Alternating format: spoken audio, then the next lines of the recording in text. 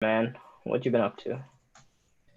Just How's trying to figure life, trying to figure life out, basically. aren't we all doing that? We are all trying to figure out life. Just trying. Okay, cool. All right, Mr. Mario Atala, you joined us as well, right? Did I? Uh oh yeah, you did. Yes, Okay. man. Just switching to my phone while you guys talking. Okay. Yeah, and you can have your breakfast if you want. I'm gonna be having I coffee and stuff, so yeah. I finished it. Yeah. it's cool, man. It's cool.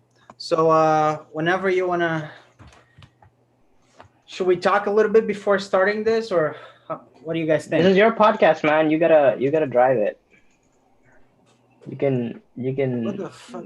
I don't know why my image keeps changing color or something. All right, now it's white again.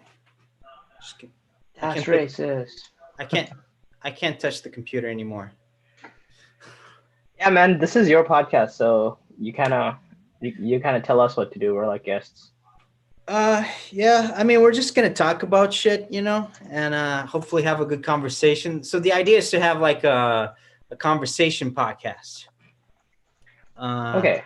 so Like have a like good Joe Rogan. conversation. That's really just that's the goal, for today, and for it to work. But it seems that it's working, and people will be able to hear us clearly and see us. So Hmm. should be good to go. That's why I wanted to test it. Uh, but yeah, I'm So gonna. how do you want to start? You want to start with introductions first, if you want to like give your viewers. Uh, I don't know. I guess yeah. We I don't know if we need like formal introductions, or what do you guys think? It's a good way to start. Should we just? I mean, since it's the first one, we could go like pretty casual. Just have Yeah, fun and have a conversation. I think. yeah. What do you think, Mario Atala? I think just get to it, ask a question, and let's jump and say our thoughts and converse. Ask All the right. question, Bruno. All right. Sorry, not Bruno. Mario. I'm gonna record it then, and if we need to edit it at some point, we can do it.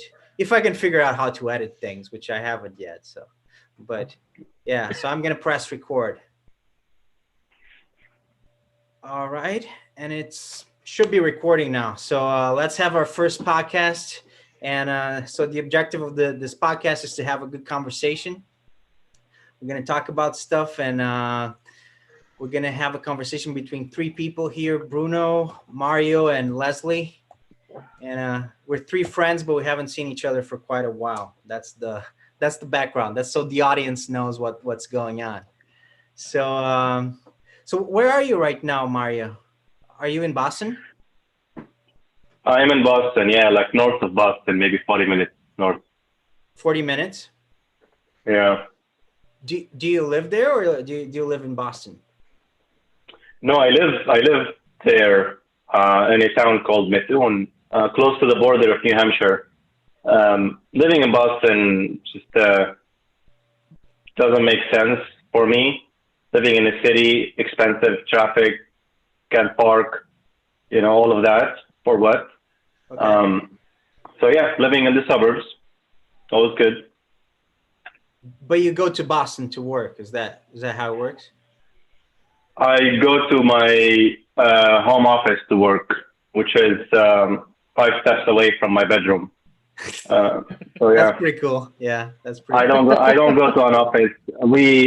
When I first moved here, we had an office in Framingham, which is maybe 15 minutes south of Boston, so like 1 hour away from me. I only went there once. I never really had the excitement to drive an hour to go to work. And besides, my team is not there, so why do I have to be there? And after the pandemic happened, the office closed completely. So um, yeah, I no, don't go there anymore. I just work from home forever until I die. It's the new world, the new world post pandemic. Yeah. What Yeah, about you, Leslie? I like it. Yeah. Do you have to go to the office, Leslie? You're Oh in no. San Jose, right? Is it San Jose? Yeah, I'm in Sunnyvale specifically. Kind of. I used to go into the office. Because I live in Sunnyvale. I work in Sunnyvale.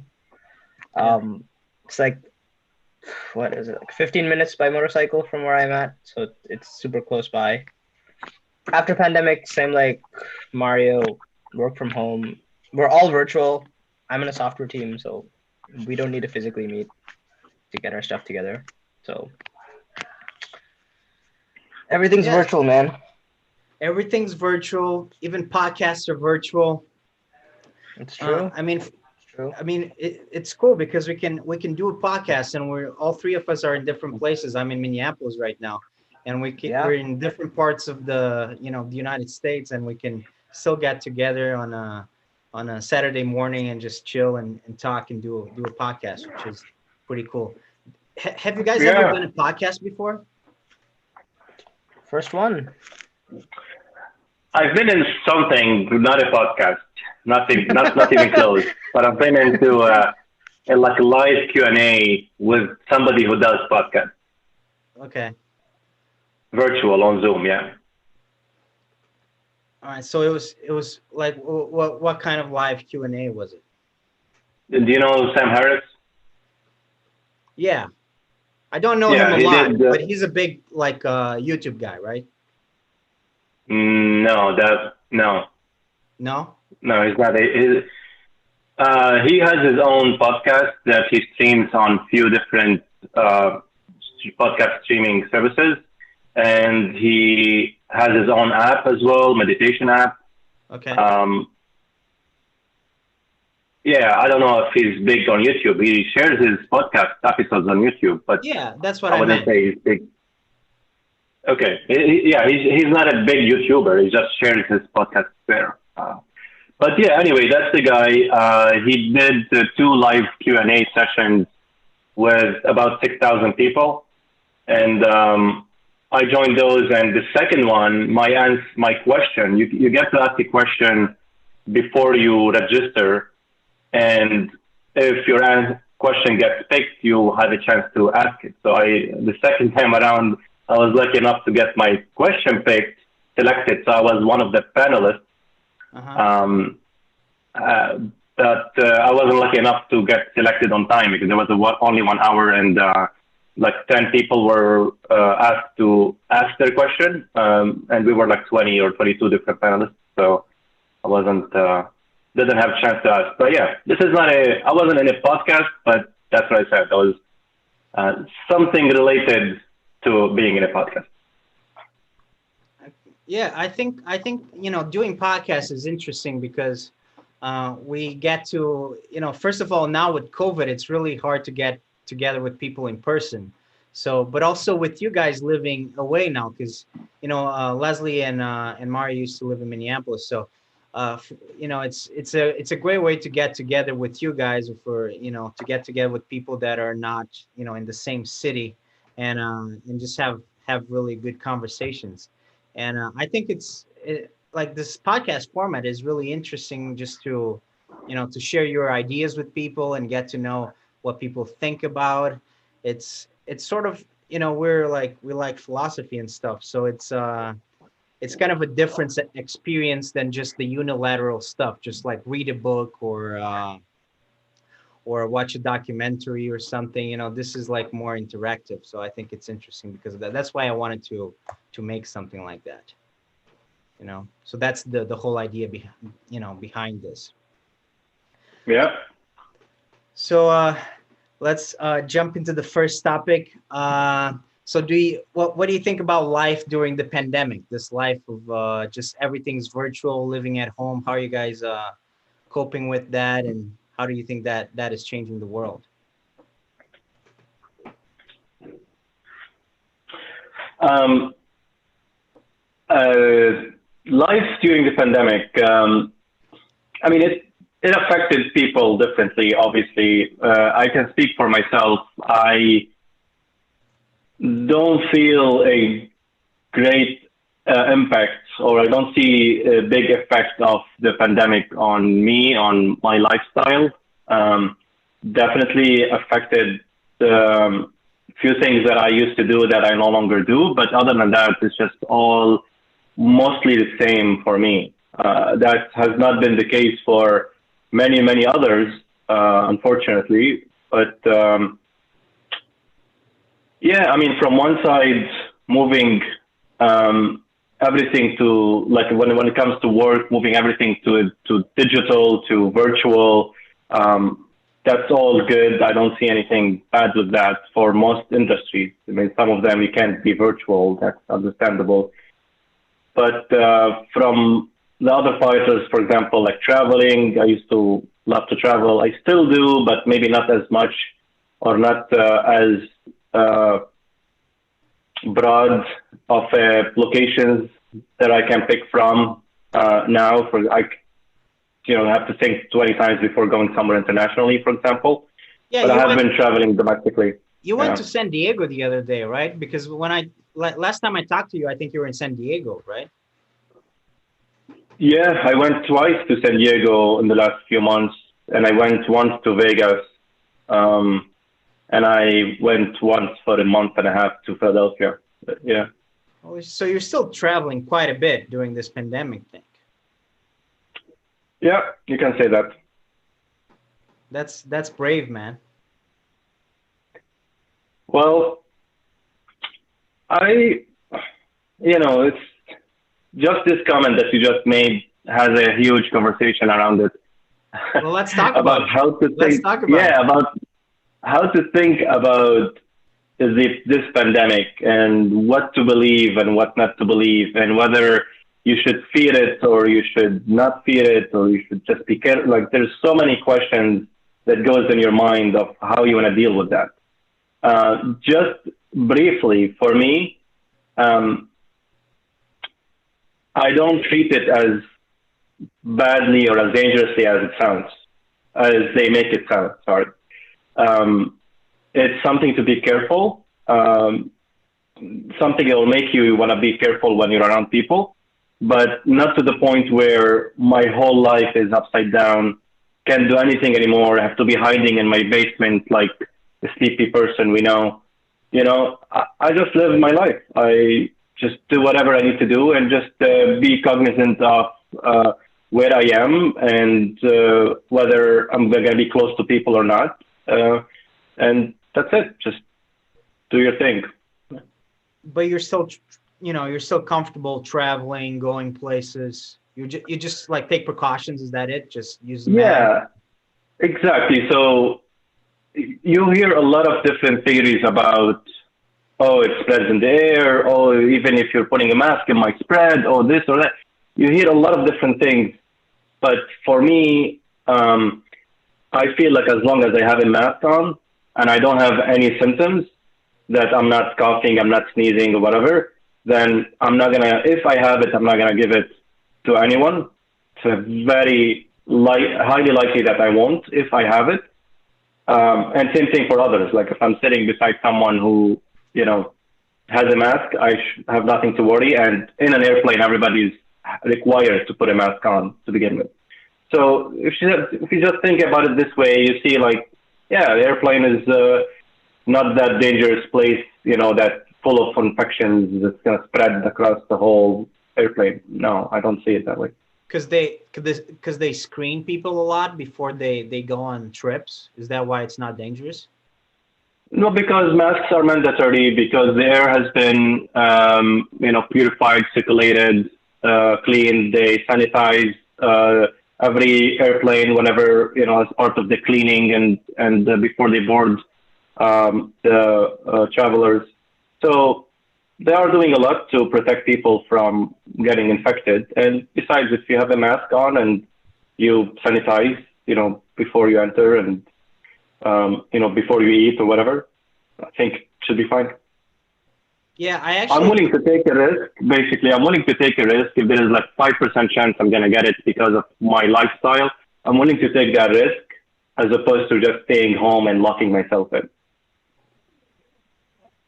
Okay, so you We think don't hear you, it's Leslie. worth taking a We don't risk. hear you. Wait. Leslie trying to say something, but we don't hear him. Leslie, what happened to your sound? It was working before.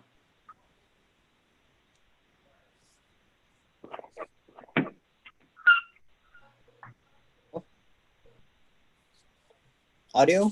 Yeah. Yeah, we can hear you now.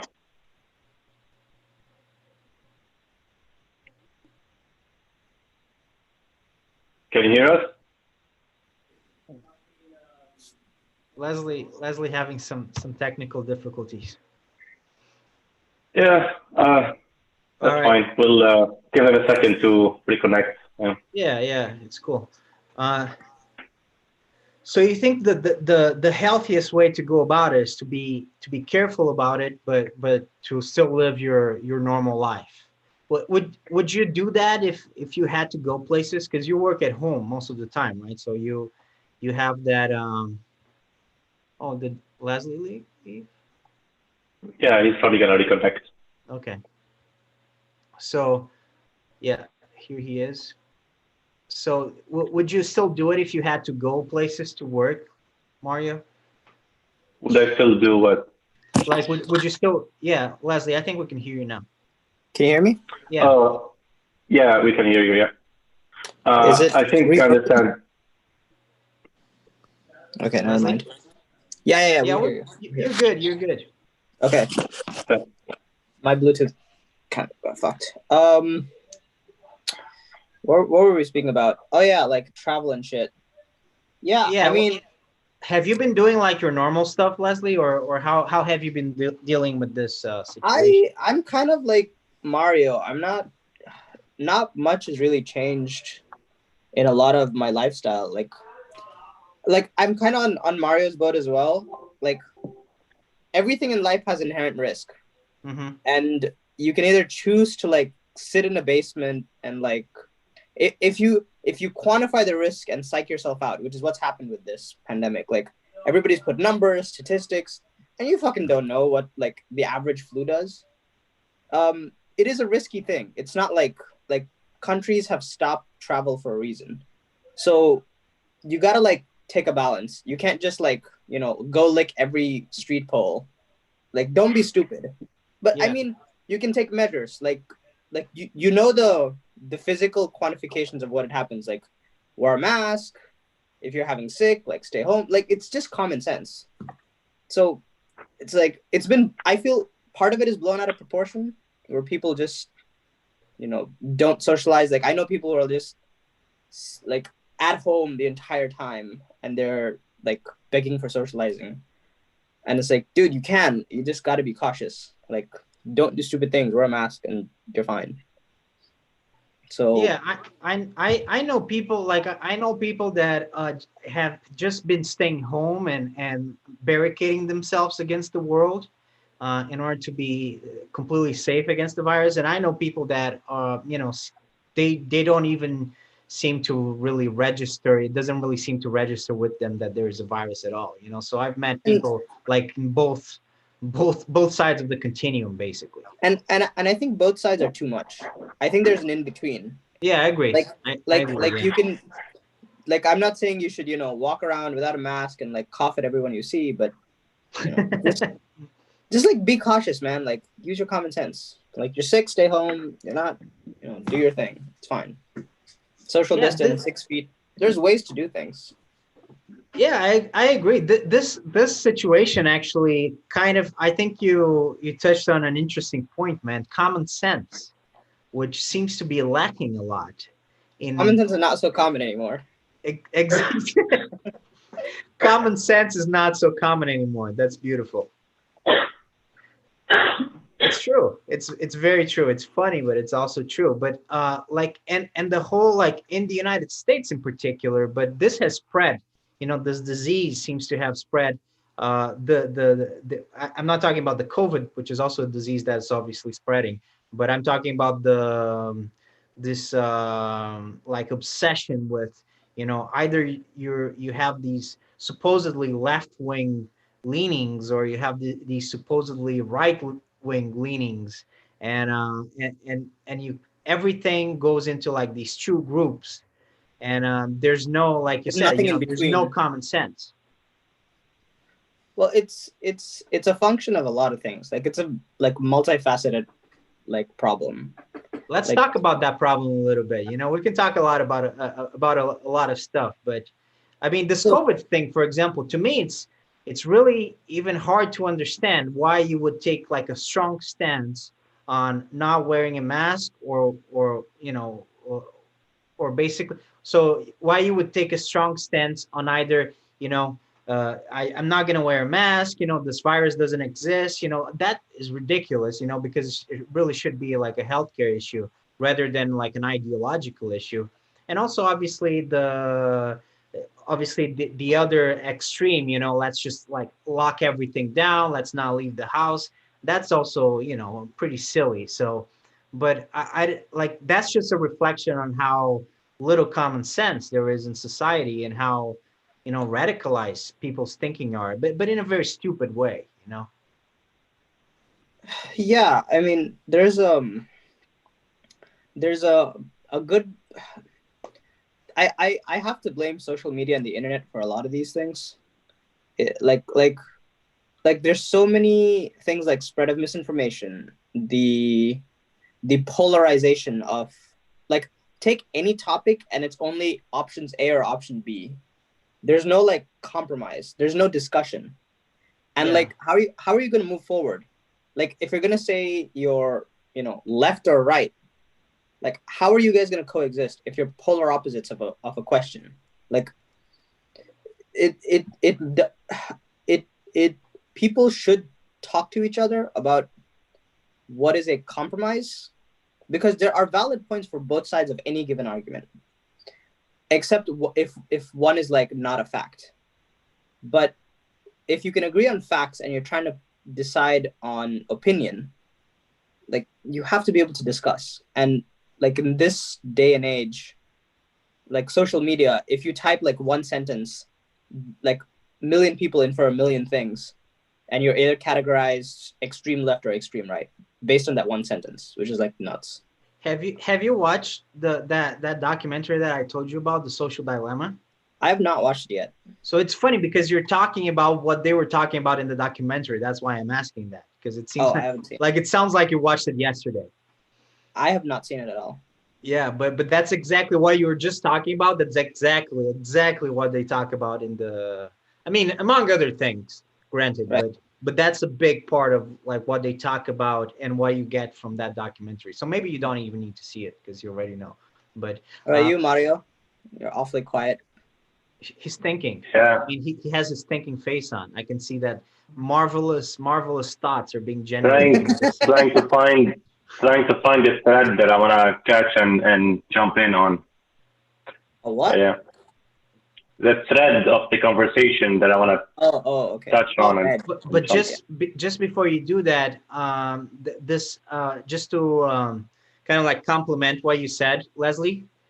One thing that is very like close to what you just said that they touch on the documentary is that's you're saying, okay, people need to talk, there are merits probably to both side of any argument, but you can't like make up your own facts, you have to have like common facts in order to have a discussion. Yep. That's they in that documentary they explain how, and like you're saying, social media and the internet right now, people don't have the same facts anymore, right? Because before That's you had the same facts, right?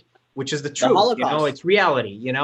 But now, like if you Google climate change in a rural area in the United States, you're probably going to get climate change is a hoax. So that's what's going to appear on Google. The That's going to be your Holocaust. fact. But The me, I live in Holocaust. Minneapolis. Sorry, I didn't hear what you said. I said the Holocaust. Yeah, the Holocaust is another example. Yeah. So, but I live in Minneapolis, which is, I don't know, like a Democrat city, I guess. I don't know. But basically, it's not a rural area in the United States. So if actually I should do this experiment, but if I Google climate change, what's probably going to appear are going to be things about, climate change is real, or probably something a little bit more complex. Climate change, this or that, explaining climate change. But certainly it's not going to be climate change is a hoax. So I'm going to get very different information, right? So my fact, when I talk to someone who's from Mississippi, is probably going to be like we're going to go at it with two very different sets of facts, Right. which is obviously not even a possibility, right? It's an impossibility that two things are true at the same time. But Yep. that's why you can't have a conversation. So if you're looking at the internet for facts, then you're doing it wrong. I wouldn't expect to get facts just by searching something on the internet and see what Yep. results I get. And the way algorithms work, why you get something in one place or another, it's all by design, based on what people have searched for or typed in their search engine the most in that area. That's what people will see because that's what's common, in this area. So it's not like there is some just based on what we said about the internet and searches and all of that. Just by this alone, this doesn't indicate that there is some evil fact, bullshit going on behind the search engine. No, it's just everything is No, done no, by but design. that's not what I'm saying though. And I think you've seen the documentary, right, Mario? Yeah, yeah, Yeah, and they I have. say that, we set out because Leslie, you haven't seen the documentary, so but it's good that you haven't seen it because if whenever people watch this podcast, it's good to like kind of explain it a little bit.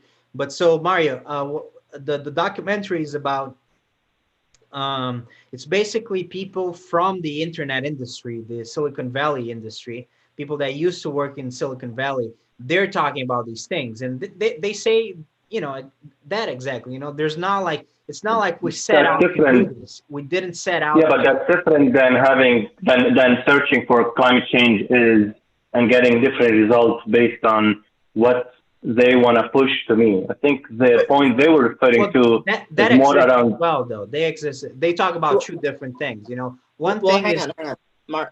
So what Mario is saying is, if you go on a Google search engine Mhm. and you say, Obama is the Antichrist, you will find evidence for it. Doesn't mean the evidence is true, Mhm. but whatever your bias is, if you throw it in a search engine, you will find evidence for it, and that doesn't mean it's a fact. Is what Mario is saying. Oh Like, yeah, absolutely. you Yeah, can find it's just whatever you want. it's just the facts that people are given, right, by the internet, which are not real Right. facts. Yeah. Well, so I think there's an important quantification of like internet versus not like just a global word of internet, because there are things like Wikipedia which have Mhm. a decent collection of facts. I'm not going to say it's perfect, but like I think the main thing is like common sense and critical thinking. Like given an evidence about something, you should be able to like at least to an extent call bullshit or not bullshit on it. Like if you're gonna say Obama is the Antichrist and then you quantify a bunch of things that have nothing to do with it or like are like don't make sense, then you can come to that conclusion. The only but things like you can discern certain things. For example, the Holocaust. Like you can find Holocaust information on the internet. And the reason I'm trying to say that the internet is not all bad is because it has merits and demerits. The demerits are I wouldn't say outweigh, but it's up to the user to extract the good bits and be able to like ignore the bad bits. And if people don't put work to find that, they're just wasting their energy, to what Mario said. Yeah. And yeah, I mean that. Yeah, yeah. I agree with you. The difficulty I think with the internet thing, and that's something that shows up in that documentary, is and maybe kind of think about that. I had already thought about that, but now I'm thinking even more about that. It's very difficult in this internet world.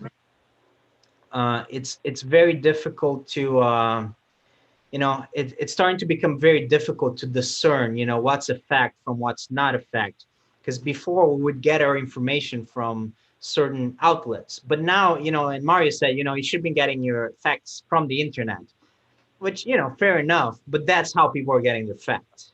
you know like realistically, especially the younger generations, that is exactly how people are getting their facts. for good and for worse. And obviously it's better to get your facts, if you're going to get them from the internet, it's better to go on the Guardian and get your facts from the Guardian than it is to get your facts from a Facebook feed, you know. Right. But I but mean, regardless, people are getting their facts from the internet. And there's a lot of potential for like fake facts there, unfortunately. yeah.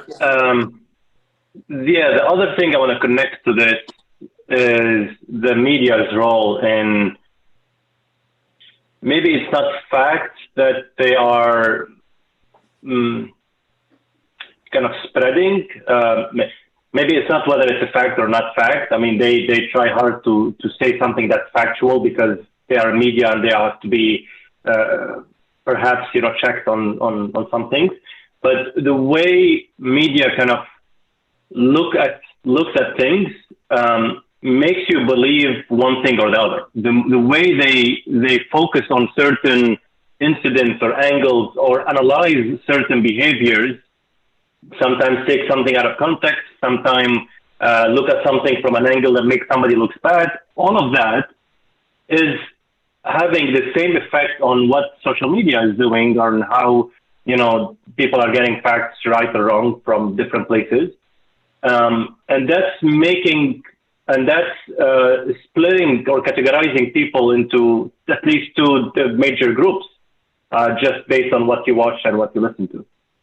That is a huge problem, I would say, and I had a big hope for that me coming to United States, I would see that this is not even going to be a problem. Like everybody does their job good, well, ethically. There's no, fabrication or anything like that. That wasn't the case. That's definitely not the case. There's another interesting thing you brought up about like media. I saw this video. I don't know if I shared it with you guys about like Sacha Cohn Baron when he speaks in like one of the ACL things. Yeah. One of his ACL speeches. Like he made a really good point that I never thought of until I saw that video, and it's like very interesting. It's about like regulation of outlets. So like all these news outlets have some sort of regulation, what you can't say and what you can't say. So like Reuters has a law, CNN has a law. It's like government owned, not government owned, like governmentally regulated. Like you can't say this, you can't say that. That's from that's in the law, in the law of the country, the national law. Yes. Or just self-regulated. It's not self-regulated. It is by law. Like by law, Yeah, if you're a press outlet, there are certain things you can and can't say. Okay. In the United States, in the United Kingdom. Yes. Okay. But for things like Facebook, there is no such law, because it is Facebook's justification is, so this is like where the gray area is. Facebook's justification is that everybody should be able to say what they want. But if those laws only apply to the media, but not Facebook. Is that what you're saying? Because Facebook doesn't publish them, or at least doesn't claim to publish them. Okay. But it's kind of a gray area, because Facebook allows your voice to go everywhere, right? Like they are broadcasters, but they're not authors. Like that's the difference. The author for news outlets is they're the broadcaster and the author of the content. So they're kind of liable. For Facebook, it's like, well, Leslie said this. I didn't do it. Like, I'm just telling you what Leslie said. Not my fault. And it's I call kind of bullshit on that to an extent, because you can't just spread the power that Facebook has now as a news outlet is the problem. That people are considering individuals as news. Like, my friend said this, and it had a link to this, and it becomes like he becomes a source of news. Right. So, and it's kind of the fault of people. Like, people sharing news on Facebook, it should kind of like be not allowed.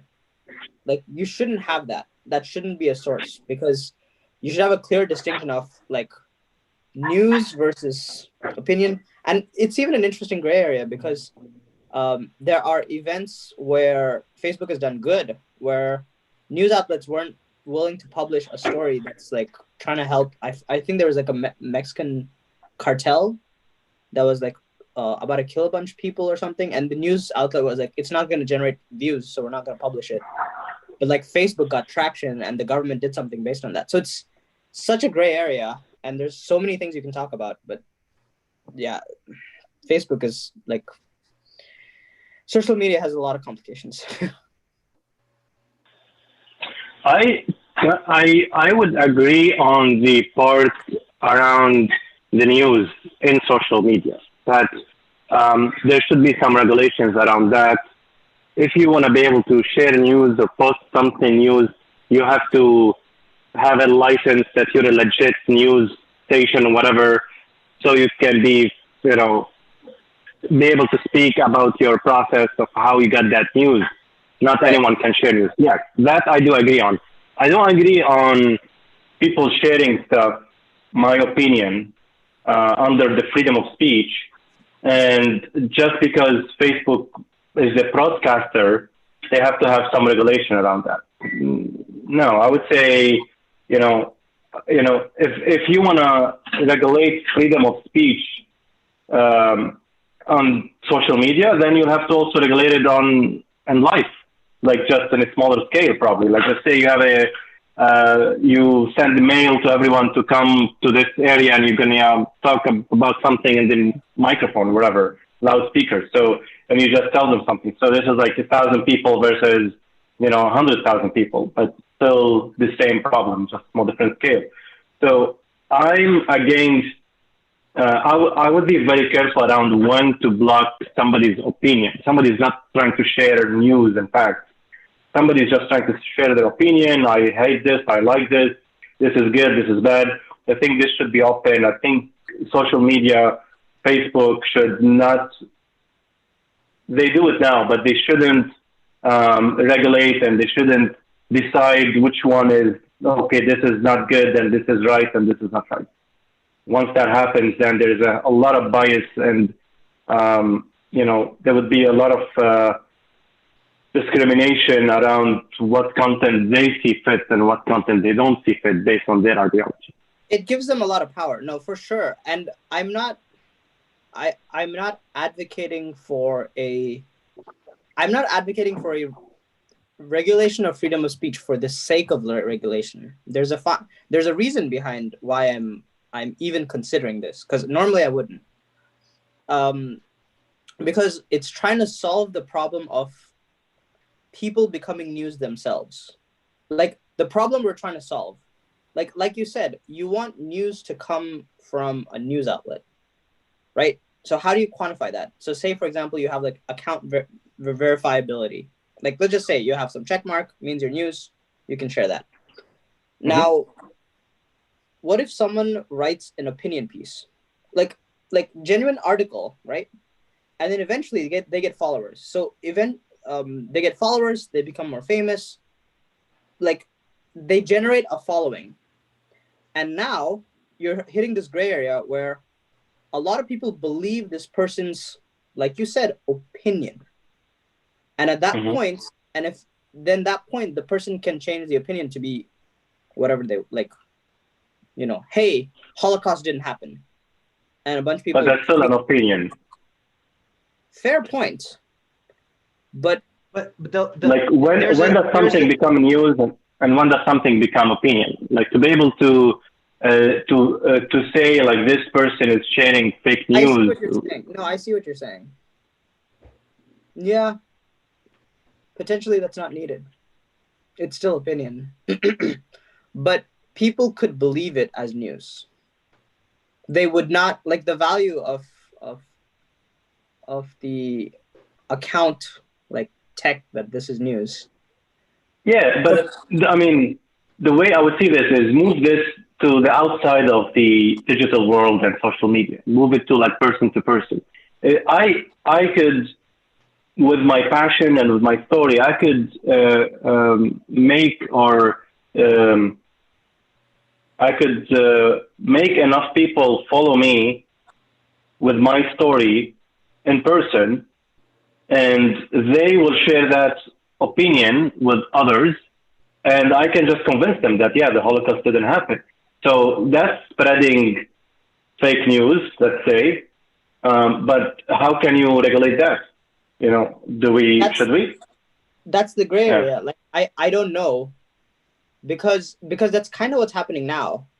Like because it sounds similar to what's happening now, except now people are like the source of the misinformation is either a fake website or like malicious website, so organization, or a thought of an individual.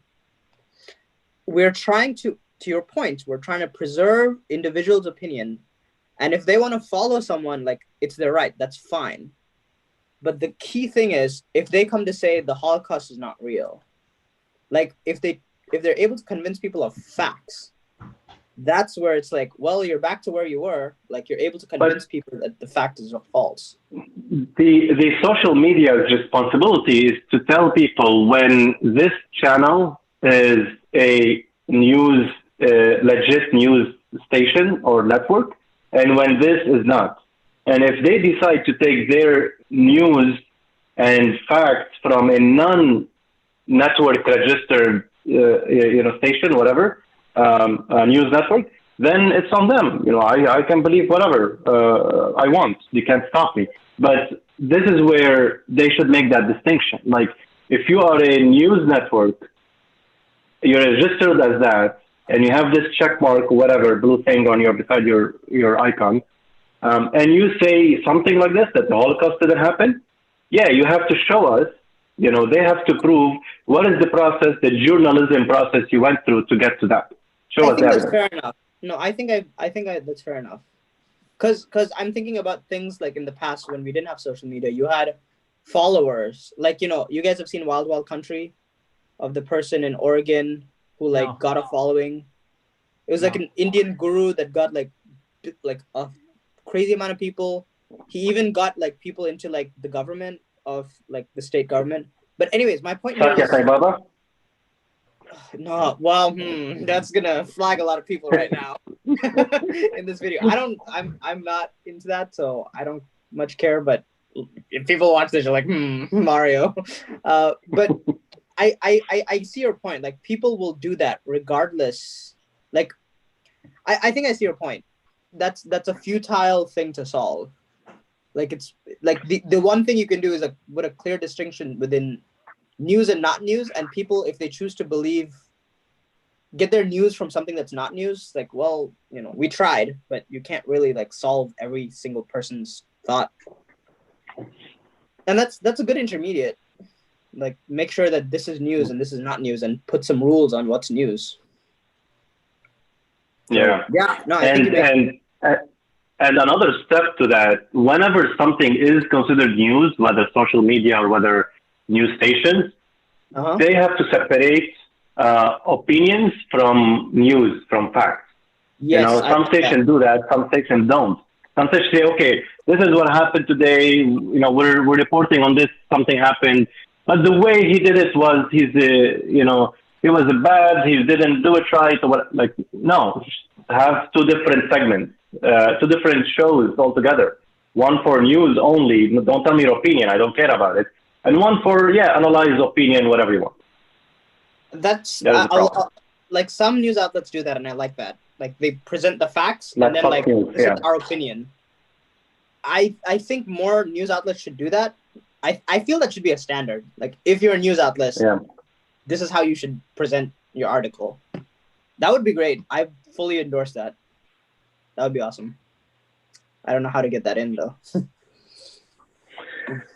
I mean that is like fairly straightforward. I mean, like you're saying, newspapers should, it should be very clear, what you're presenting as a fact, as reporting something that has happened or is happening at the moment, but you're reporting a fact.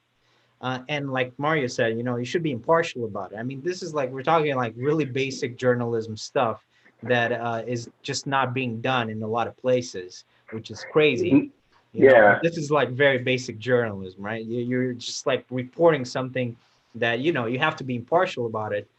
because that's if not, your journalism really doesn't have whole lot of value if you're biased, right?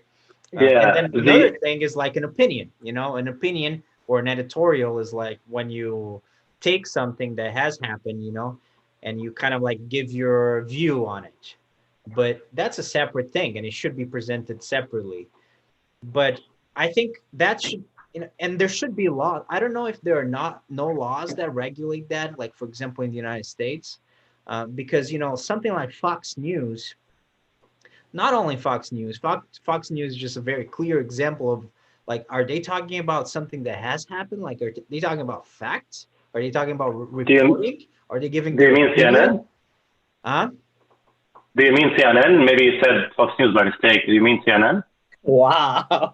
Look at that! Oh, Look at Mr. that, Mario. Mr. It's Mario. Mario.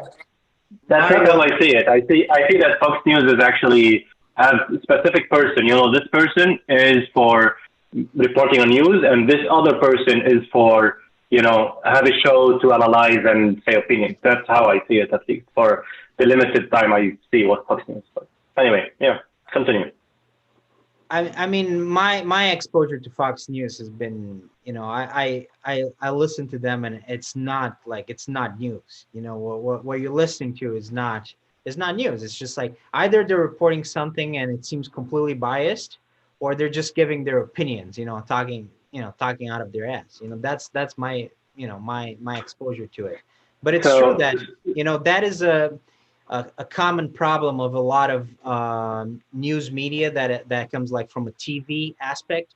And I think CNN, you're talking about CNN. I think that's kind of it might have started with CNN, or at least CNN is a big part of that problem.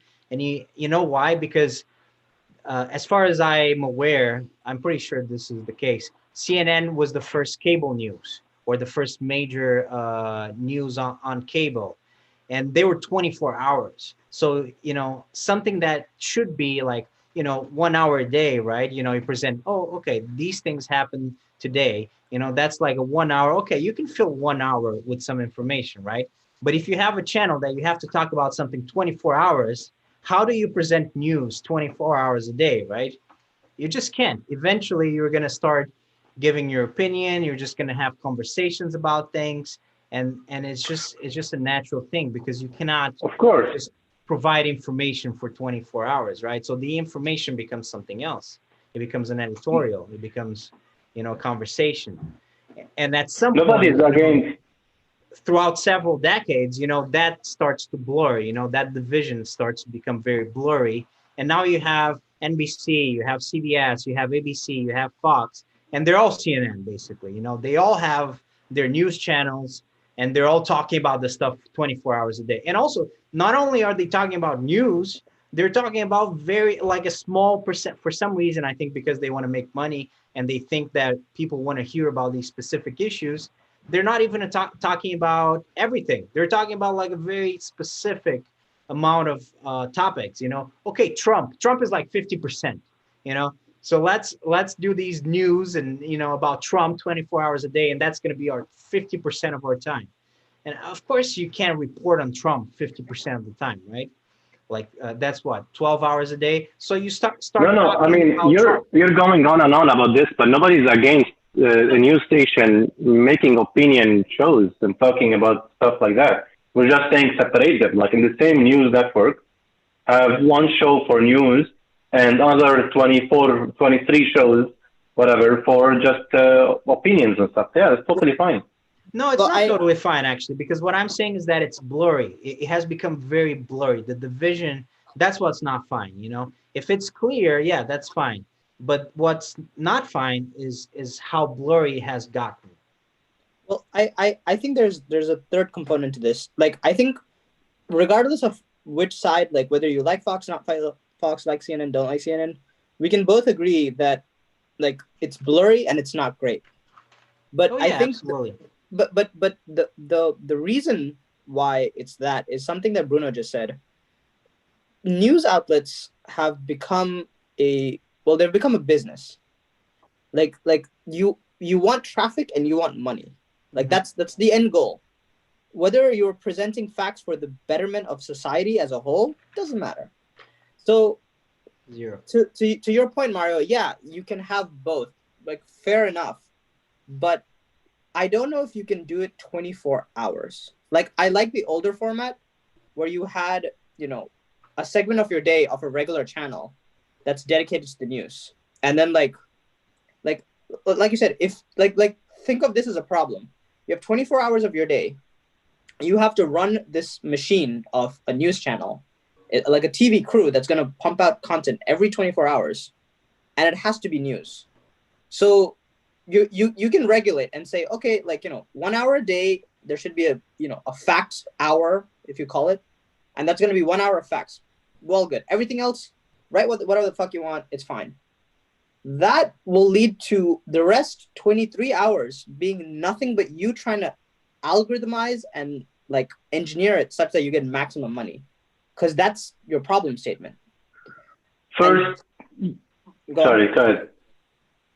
No, so I'm saying, so the reason I'm saying is it becomes like it diverts from what the real purpose of the news is, and so you start diverting into we want to make money sort of deal instead of what do we feel is the right thing to do at this situation. So instead of pressurizing, maybe reduce the amount of hours for news, maybe make it like 12 hours a day, something, some reduction in like the workload to run a news channel some way. I definitely agree that the business is a factor, that they need to make money is a factor. I just still don't see it that it's gonna be hard for them to separate news from opinions.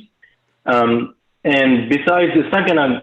They will repeat the same news at least 4 times a day, just because not everybody is gonna be watching news in the morning or afternoon or night or whatever. So that's one.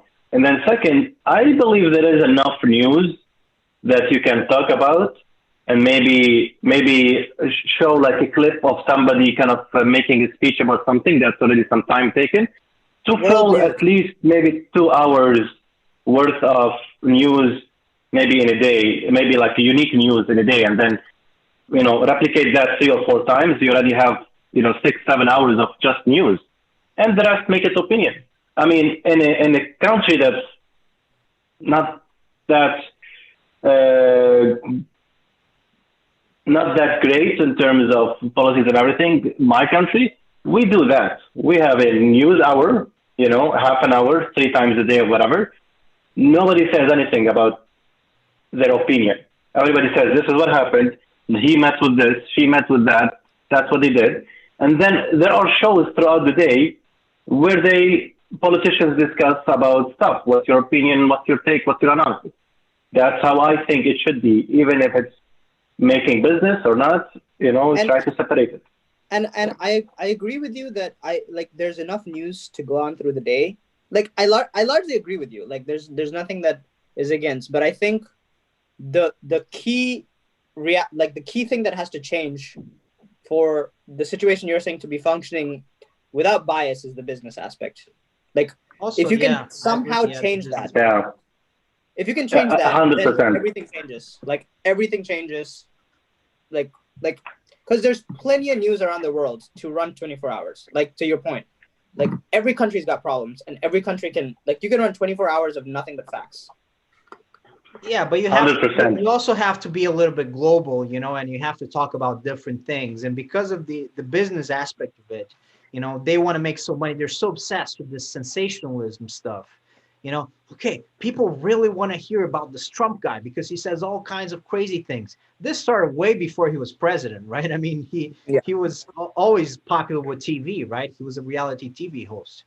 I mean, they want people like that. And when you get someone like that who happens to be running for president, it's like, wow, man, we're going to make people are going to want to hear this, because it's just like clickbait, oh, Mexicans are rapists. Oh, okay, this like public guy said Mexicans are rapists. Man, everybody's going to listen to this. So we're going to put it out there, regardless of the consequences, right, for society. And then this guy becomes president. Holy shit, this reality TV guy became president. This is like the best thing ever, like regardless of like what's going to happen to society, right? Like all the crazy stuff. It's not just Trump. Trump happens to be the crazy stuff of the moment. But like all the crazy, like politics, for example. If you look at American politics, it has become like this thing that is being squeezed to provide news that are entertaining.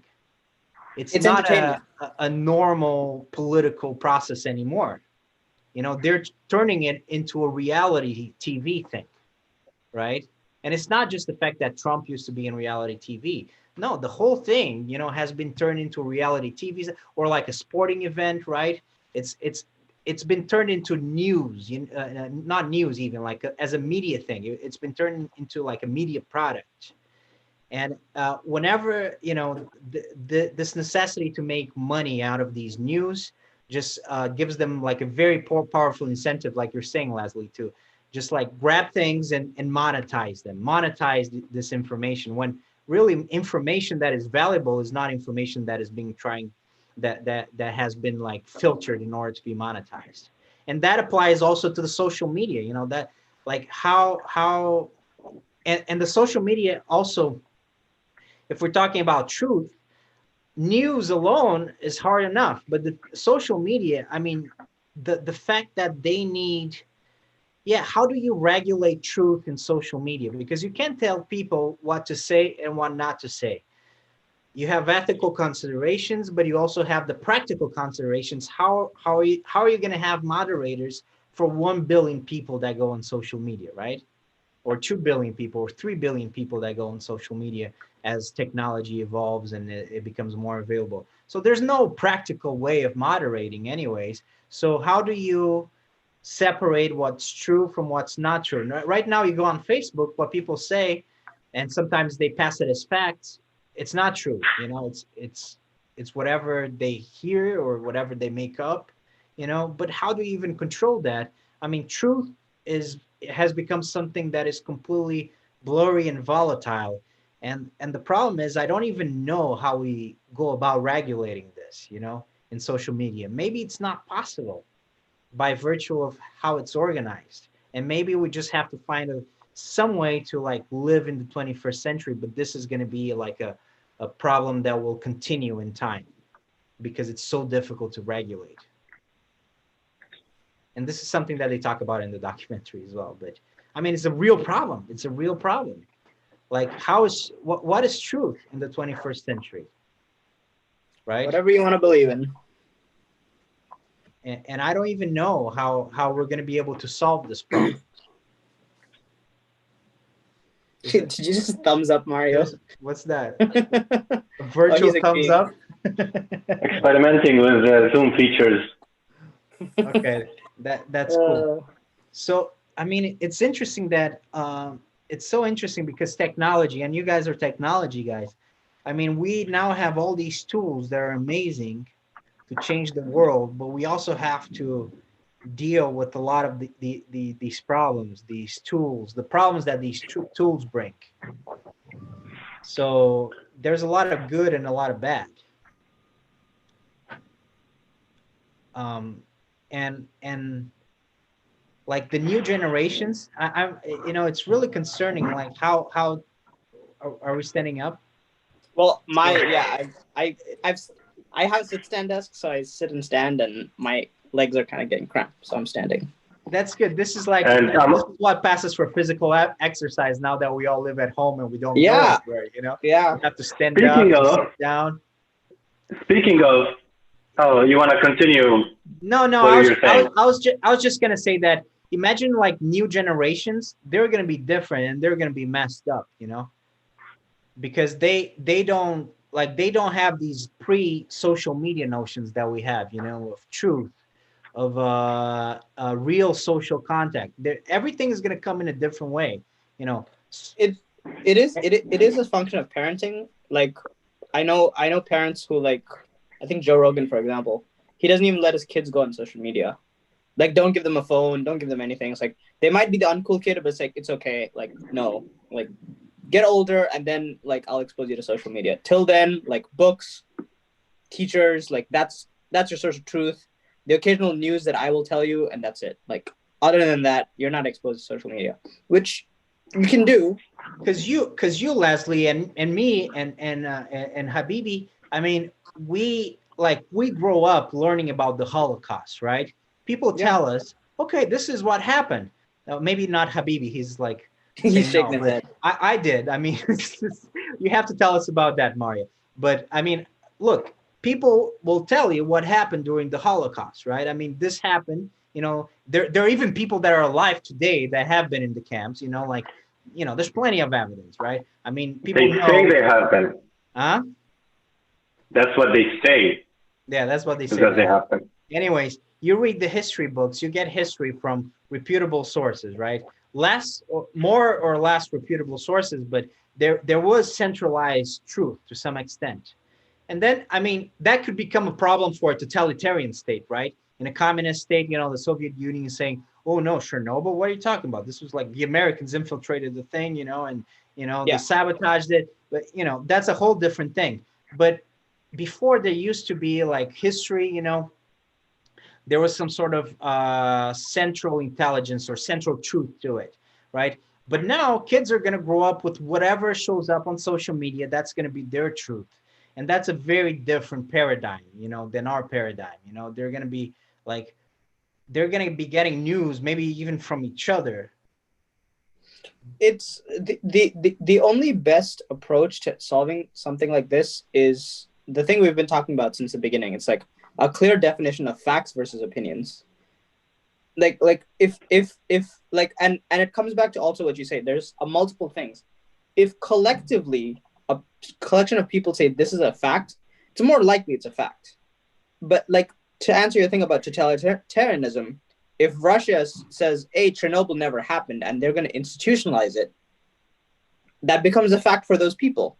But that's the opinion of a government, not the people. So the only like real like good intermediate solution is if somehow you can have a system where a collection of people agree on something that's clearly a fact, or like are able to not opinionize but agree, like, that this is a fact and these are the history of facts without opinion. Like, that's probably like the best thing you can do at this point. There's a lot of problems with that as well, but it's like Why the best approach. why we're using this as an example, the Holocaust? Why is it a big deal whether people believe this actually happened or not? Why I mean, I is do it? understand the need for facts, but I would focus more on other things, like on the vaccine, whatever, not the vaccine, the pandemic, the COVID stuff. Maybe, I need the facts. Yeah, what's happening. But I Well, wouldn't give the I don't know Holocaust as an what example. I don't know what your problem is with the Holocaust. Maybe it's because you don't believe it happened. I don't know. I'm just saying. No, no, But no. but I didn't say that, man. Don't put words in my mouth that might put me in jail after people watch the video. No. maybe No. nobody will watch the videos. so Yeah. to answer your No, question, but I don't know. I was just using it as an example because Leslie used it. I mean, personally, but there are other it's examples. We could it's talk it's an about. easy example. Throw Leslie under the bus. Okay. Okay, it's an easy example because like people are aware that that's Yeah, I like agree. It's a good two example. polarized two polarized things. But to answer like Mario's question of why do you even need to know it, the a knowledge on history is a good knowledge base for what people do as a collective. So like if you're trying to like see what people have done historically in the past, so take for example the rise of Hitler. You're like, how the fuck does this one guy convince an entire country to like go to World War II? Like just like you're like, how the fuck did that happen? The only way is you read the collection of events and say like, this happened, this guy got assassinated, he talked this way, he convinced these people. And so you can educate yourself and say, well, if you're seeing similar patterns, you can kind of see that people are getting radicalized. And so it's the only real defense against like repetition of errors as a collective. As an individual, sure, you're right. Like day to day, like probably doesn't matter. Like, vaccines are more important to you day to day. But like holistically, if you're talking about like, should we do this thing as a nation? The only real collection of data you have is that history. I agree. I agree. It's beneficial to know historically what happened. not necessarily to go on every detail, but just to know, Right. holistically what happened. Yeah, I agree. It's good.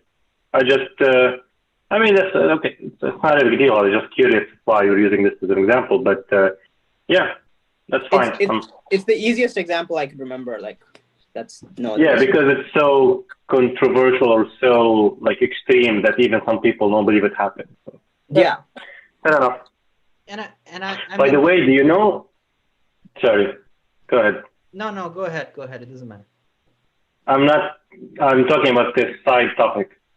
So Well, can I continue this? Fine with me. Okay, so just what I was gonna say, but we don't need to talk about it. I actually went to Auschwitz, and that's what it's written in Auschwitz somewhere, we have this here because we want people to remember, right? So that's the whole point of having something like Auschwitz, and not destroy it. Is like, okay, so you don't believe in it? I mean, most people will believe in it, but look, if you don't believe in it, well, it's here. Look, we'll take you through it. We'll show you the rooms. We'll show you they still have the amounts of human hair that you would collect.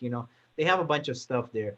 So it's, I guess, that is that it's important to believe, just like reinforcing Leslie's point. It's important to believe in these things and to know what went wrong. So we remember, not to do the same mistakes again and again. So yeah, it's important to remember these things. Your side note, Mario. Oh yeah, side question. Do you know what this is? Fitbit? Fitbit? No, man. Alexa? Oh, this guy. No. No, what is it? I don't know. It's a watch. You guys, I thought you were one of the teams who worked on this. That's Amazon Halo. Oh. You didn't okay. know about it. I know about it. It looks like a Fitbit from here. It's an Amazon Halo. It's called. It's a new product that Amazon released as an invitation only at this point. So I got one, and it's pretty interesting. One of the features they have in it. I mean, it's really well done. Actually, I love it. All the design that has been put in and the thoughts put in the application itself and all those. It's amazing. But anyway, the one feature that's super cool is that it will analyze your tone as you speak, and it will tell you whether you're amused, you're happy, you're bored, you're calm, you're whatever. Okay. Now I can even take a look and see, like, for the last 2 minutes, how did I sound with you guys? Now, there is no direct association with how is this beneficial to me, but it's definitely good to know how do I sound to others. And for example, at 12:49 p.m. I sounded annoyed. 12:49. Oh, that's before I joined the call. So yeah, there are some cool features into it. So yeah, who are you talking to that you were annoyed with? My phone. My phone? You're talking to maybe annoyed at your phone? Maybe when I saw your message, I looked. I was like, Bruno, this guy. Maybe that's what I said. I don't know. Now I gotta talk about whatever it is that he wants to talk about. I want to talk. I'm gonna have to waste my time. All right. So yeah, that's just a pretty cool feature or product. That's super slick. I actually didn't know about that. So Mario, you said that you wanted to talk about something. So that you really wanted to talk about something. So he's smiling. What smiling. No. I mean, I that's the question I was going to ask Sam Harris in that live Q&A, and I didn't have a chance to. And it's just bothering me that I don't know the answer to it. I probably won't know the answer either, so I'm sorry. I'm sorry in advance. Yeah, I'm curious. You probably won't. Leslie probably will try to answer it, but then he will say, I don't know. I don't know what I'm saying. So if it's the meaning of life, if it's the meaning of life, I can tell you right away. I have no idea, man. No. So here it goes. And this disclaimer or heads up for our listeners out there that it's a philosophical question. Okay. All right. It's kind of deep. But this is mostly a philosophical podcast. So if anyone listens to this, I'm guessing that's what they want. I was waiting for this part, but I'm glad we got to it. So Good. it's actually a simple question, but I'll elaborate on it as well. I was having this conversation with a religious person. Okay, and for everyone, I am not religious. I'm non-believer. Okay. And we got to the point where they asked me a question that I was like, I don't know. I just don't know. And I thought about it, many, many times, and I still don't know. So the question was, why do you do good, or why do you feel good is the right thing to do? And here's my theory. So for a religious person, they would say, yeah, God told us to be good and do this and do that. Great. For a non-religious person, why I should be a good person, why I should give to charity, why I should help the people in need. It feels like I want to do it. Okay, great. That's how I feel like doing. But why? So here's my elaboration on it, just a couple of sentences. It's either because, like, basically I'm looking for a non-emotional, non-selfish reason for that. Some reasonable, something using just rational thoughts of why I should do that as a non-religious person. And here's my theory. First thing is, I either do that because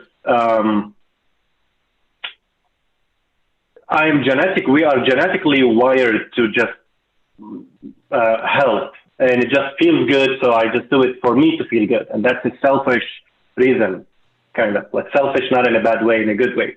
I just want to feel good. I give a homeless person money, or I help somebody whenever they,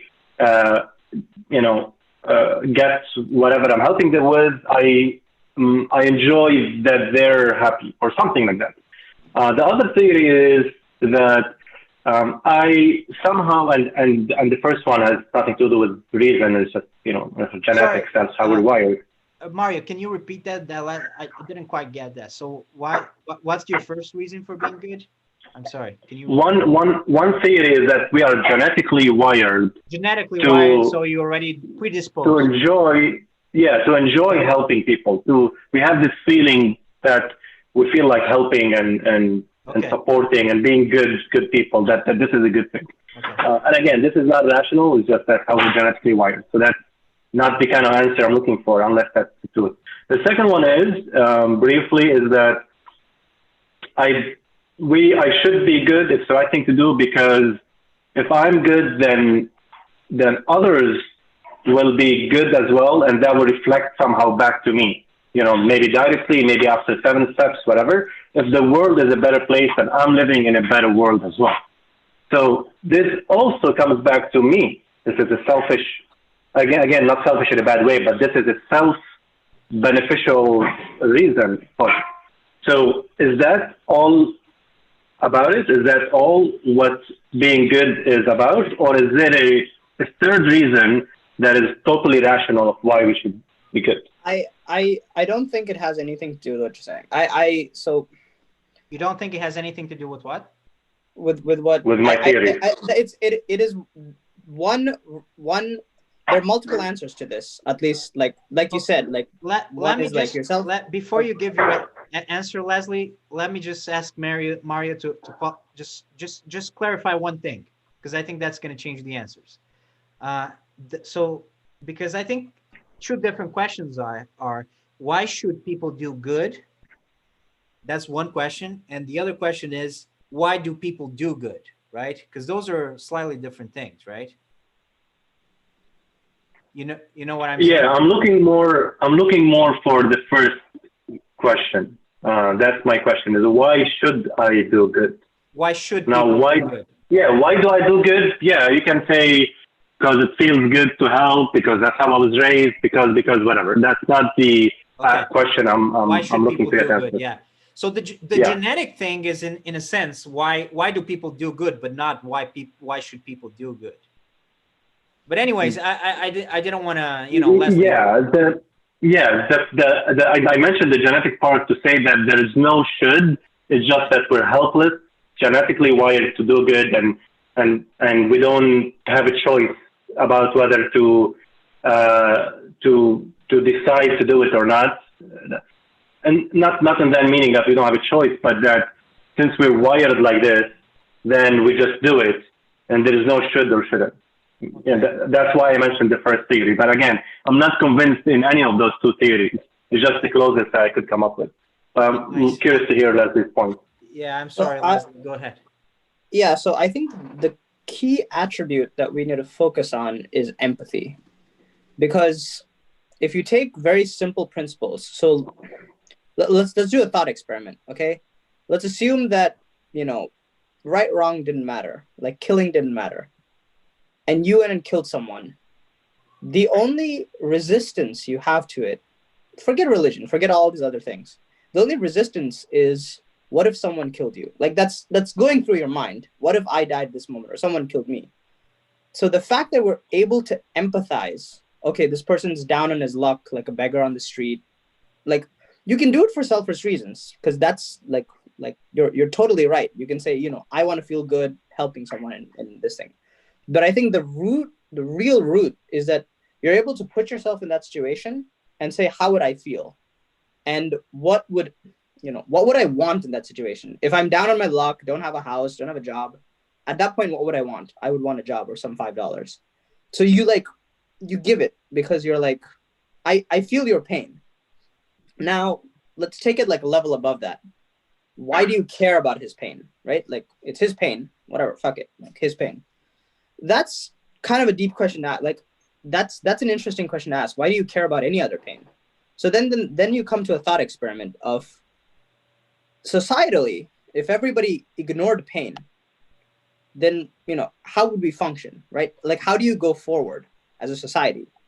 If everybody just did their own shit and didn't care about everybody else's pain, people would kill every 5 seconds. Like you and I, we would meet the first time. I didn't like the fact that he said up something about Fox, stab the guy.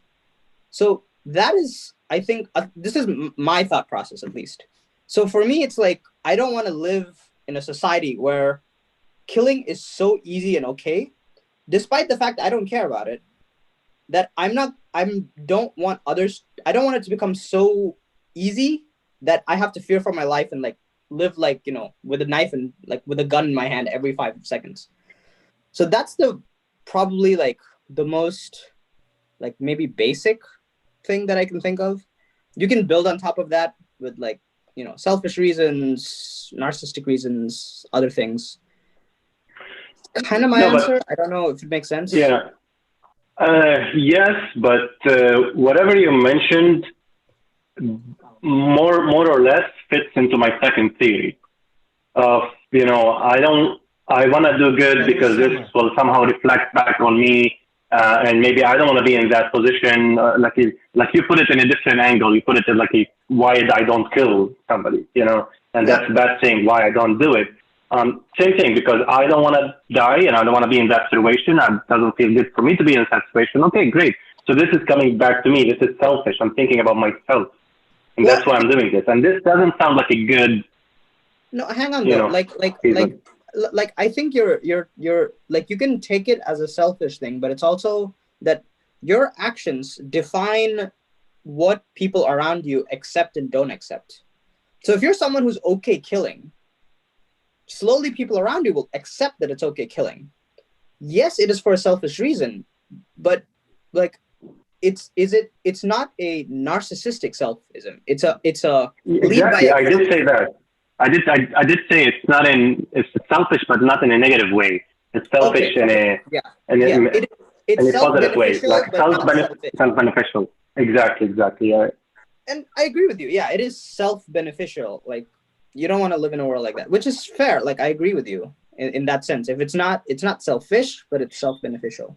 So here's a thought experiment. Assuming in a hypothetical world that nothing will affect you. You're immortal or whatever. You're immune from anything and anyone and any emotion and anything. You don't need anybody's help. Okay? I like where you're going. Now, should you still do good to others? Now, you see, this is why this ties into the genetic piece. that we're genetically wired like this. Because Well, yes, the first answer in my mind is like, yeah, I still want to do good, but why? I remove that fact that it's coming back to me.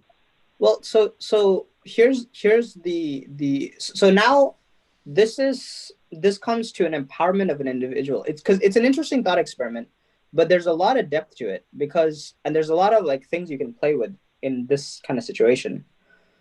You are making this person effectively close to a like godlike, like you're elevating him above humans. Like he can't be killed, he can't lose money, whatever.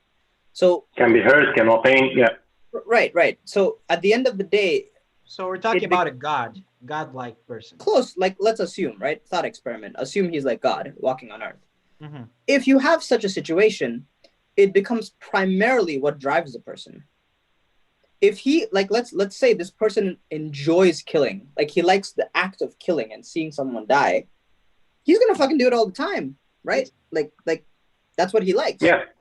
Let's Mhm. assume like so for example for me most of my things is driven like how do we collectively become better like as a human race, right? Like some person can think like that, like how do I become a leader or help people or do this.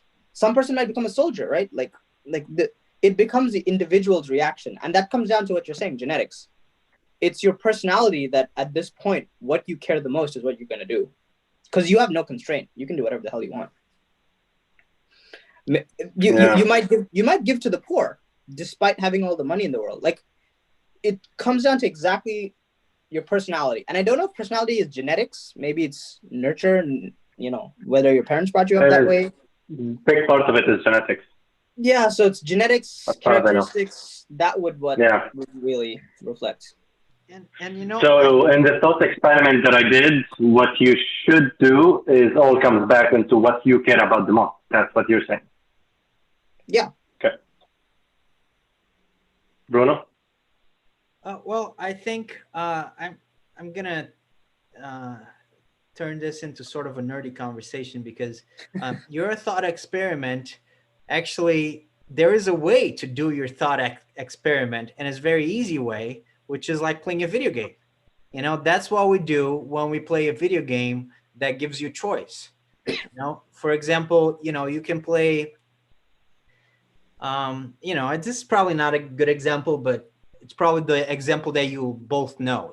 Because you don't play a lot of video games, right, Mario? But you probably know GTA, right? Hmm. Yeah, you've heard of it. So in Yeah. GTA, you and I'm not a big GTA guy. Actually, I don't like those games all that much, even though I like video games. But they're fine, but they're not my favorite. But in any case, what's interesting about GTA, other than being super popular, is that yeah, you have your character, and yeah, the main story of the game, you're usually some sort of criminal with actually some, with also some positive sides to your personality. But you are the one as the player, that will choose how this character will conduct himself in an open world, with like, yeah, they're fake, but you have people, you have cars, you have, like businesses and whatever, Yeah. and Interesting. some people have a lot of fun, like beating up prostitutes and shooting people, like running over people, doing all sorts of like really evil things, killing pregnant women, and so on. And some people don't like personally when I play those games. And again, GTA is not a great example because you're sort of playing a criminal, It's like Westworld from HBO. role playing a little bit. But in these types of games, at least, I like doing good. I like not doing like evil things. Like I don't enjoy doing evil things in a video game. Like I enjoy doing good things in a video game. Like I like to save people or at least not kill them.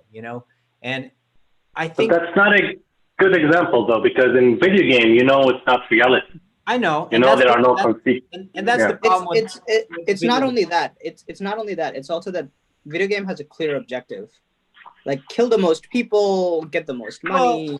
well, kind of. It Like depends on the game, but largely, like when you're talking well, about like these sandbox games, yeah, there's but the objective in a lot of these games, it's not to kill the most people. The objective tends to be, follow the story and that's the objective of the game, right? Well, Like what I'm you saying do, like in side quests and all that, it's usually not going to affect.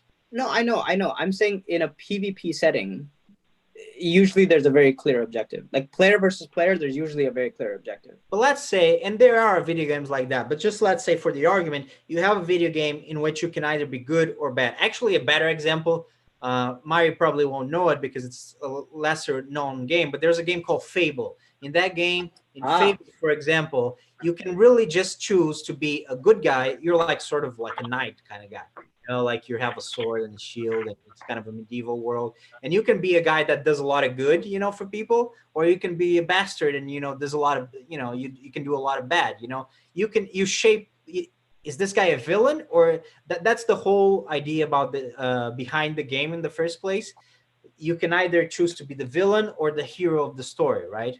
And yeah, video games have limitations. Some people choose to be the hero. Some people choose to be the villain, and nobody's telling them, you know, you're gonna play as a hero or you're gonna play as a villain. But people have, the truth is, people have different natures. And if we had like if there were more if there was more impact to your actions, like in something like Westworld. I'm so nerdy, but you know, like if we move on from video games and we talk about Westworld, in Westworld, they also choose, you know, you have this character, you go into this world. I don't know if you guys have seen the show. I think I've seen season, yeah. Yeah, so some people are bad and some people are good in this world. And that really just comes down to the fact of, like, do you enjoy being bad or do you enjoy being good? How's your like I moral, don't. you know? Yeah, I don't like that this is the answer. I mean, it's probably the answer, but I don't like that this is the answer. That the only reason, especially if we're immune from anything, the only reason to think about whether we should do good or not is whatever we feel like or whatever we care about. That's not my answer, though. I'm just talking really. My answer. I'm talking about why do people good or why do people not do good. Like that's so. Going back to what I said before, I think my answer to why should people do good is a pretty different answer. You know, it's not. Yeah. Okay. Why people do good naturally, I think it has to do with their nature. Are you inclined to do it, or are you not inclined to do good? I'm fine with that. Yeah. And there are people that are not inclined to do good for some reason. I mean, we can talk about that more. And no, my interest is in the other question, is that should or should, exactly. You know, why should I do this? That's why those are kind of different questions. And why should people do good? I'm more inclined to answer in a different way. And I think it's kind of a tough question because I think ultimately really should be due to the fact that you should want to do good. You know, there should be a philosophical aspiration to act in an ethical manner throughout your life. So I would say that, you know, that should be like an ethical aspiration. That should be a philosophical aspiration. I don't know why exactly we should aspire to this, you know, but I think people should aspire to this. They should aspire to live an ethical life. But that's Mario, kind of the basis of my answer. But there's a lot more to it. Like, why should we aspire to have an ethical life? What does this entail, right? I mean, this is complicated. This is a complicated. But I think this is my starting point. You know, people should aspire to lead an ethical life. This I think should be the starting point. Well, so there's an additional like thought to this is like what other possible permutation, like what other logical answer can you even think of for why we do good? Like it's that one, it's either selfish, like non-bad selfish, or like you're wired to do what you want to do. Like there's no other variables in this situation to play with. The only other thing is you introduce religion and say God told you to. Like that's the only other third option. I put religion aside, but yeah, but like putting religion aside, what other variables do you have to play with to come up with an answer? Well, like, there's nothing else. Well, the reason why there's a couple reasons why we should aspire to lead an ethical life, and one reason is, without a doubt, it's like what you guys said before. That's one consideration. You lead by example, right? Like that's why you said, Mario. That's what Leslie said. You're showing other people how they should act, and the best way to do that is by doing that yourself. And that comes back to you. Nobody wants to live in a society where people are mean to each other. Exactly. That's the Ultimately, self-beneficial yeah. part. Yeah. Ultimately, it's not very nice. It's like nobody really wants to live in a society where people are mean to each other, because people are going to be mean to you. Generally, you don't want people to be mean to you. You want people to be good to you. But that's like the selfish aspiration. But I think we should also have a different aspect. We should have we should really aspire to lead an ethical life, regardless of that. Well, I think there's slightly a little more to that than just saying it's selfish, because if you think of it in terms of possibilities as a race, like, I go back to killing, but like that's the easiest one. If you kill someone, you remove the possibility of what they could do in the future. Like, he could be the next Einstein, he could be, next Mozart, and Or next Hitler. or next Hitler. Fair, very fair point. But my But I thing see, here is, I see where you're going with it. I can see you're where you're going with allowing this. You're going by, possibility.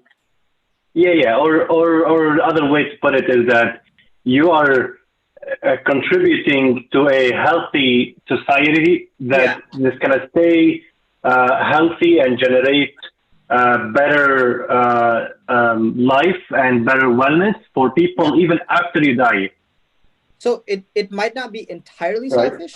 Like, till you live, maybe it's great, but there's a little bit of, we all want to be better. Like, cause I think most people want that. They want the world, like, largely human race to go forward and not backwards. And I think there's a little bit of that. I don't think you can discard that character. Yeah. One angle of this, but I'm just putting it out there, but it's not, doesn't contradict what you're saying or conflict with it, is that people love to leave with a legacy. Love to leave with, okay, this person helped a lot, did this, that. So there is some type of self fulfillment in it. So it's all back to self beneficial. So if then after you die, you want to do something that continues after you die, because you want people to keep saying your name and thinking about you positively, and that's the feeling you have before you die. But so yeah, this does exist, but not. That's not to say that um, this contradicts with the need and the should for doing good even after we die, and where people don't, where it's not for the reason that people will think about us and will have a legacy to put out there. Yeah, interesting. I gotta drop in a few minutes, dude. Okay. What do you wanna do next? No, I mean, we've been doing this for a while, and so we can end it here. Thanks a lot for me meeting up, guys, and I hope This was fun. This was legitimately fun. I liked all the crazy stuff we talked. I missed this, actually. Yeah. Yeah, me too. I mean, I had fun. I think it was a pretty good conversation. And And the fact that we're able to speak about it and, like, legitimately give each other space and, like, actually think is refreshing. Yeah. I think so. This is what this is gonna be about, guys. I think I love it. I think it's good. I think we should do it again. 100%. You know what I think we should do for next time is, like, everybody come with one question that they want to ask the others. Yeah. You know, this way we'll have at least three questions we can discuss, and that by itself is gonna give us a good amount of conversation. Okay. Okay, we can do that. We can do Yeah. I mean, as a moderator or host yourself, you can bring whatever number of questions you want. But from my perspective, if we each one of us have one question, and we, be given the opportunity to ask it, I think that would be good. A variety of different interests. I think well, we already did that today, because you did bring your question and it was good. Yeah. I mean, Leslie didn't, but he'll, if he wants to. No, it's a good idea. So, No, it's a good idea. I think that's a good idea. Cool. Great idea. So yeah, let's do it again, and yeah, we can end it here. I'm gonna stop recording. Stop recording. Aren't you going to talk about your sponsors? I have no